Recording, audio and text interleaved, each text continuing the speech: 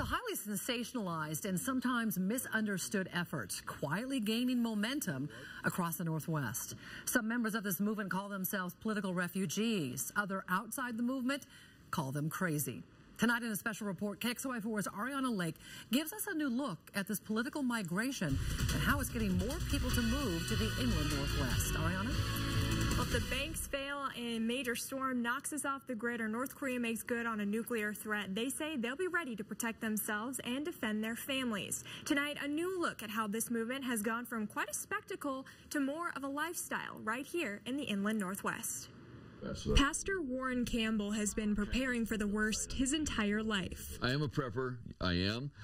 My father was a prepper before me. He worries about what would happen if the dollar became worthless, if the U.S. spiraled back into a depression. I haven't known a time when I didn't prep. Campbell traded in sunny California skies for bitter North Idaho winters, because this area is listed as one of the last safe havens for preppers. Then he opened the doors of Redoubt Surplus and Tactical in Dalton Gardens, Idaho. You can come here for a tactical medical tactical trauma kit. Or triple mag pouch for $13. Campbell's a concerned conservative Christian. The Bible instructs us to be prepared. Part of a growing movement known as the American Redoubt. The term was first coined in 2011 by novelist and blogger James Wesley Rawls. Wesley Rawls designates Idaho, Montana, Wyoming, and adjoining parts of eastern Oregon and eastern Washington as a safe haven for people who advocate readiness and self-reliance against natural or man-made disasters.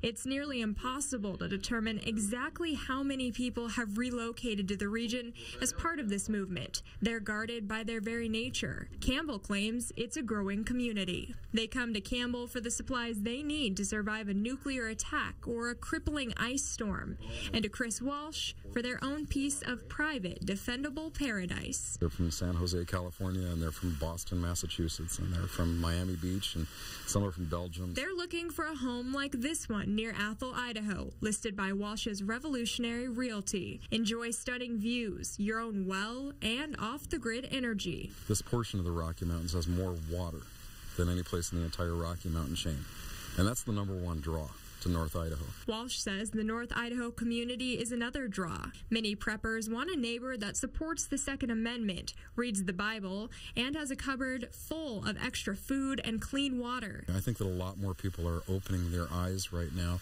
to the idea that wherever they're at is a lot less stable and a lot more dangerous than they thought it was. North Idaho does have a history of attracting specific groups of people who share a common idea.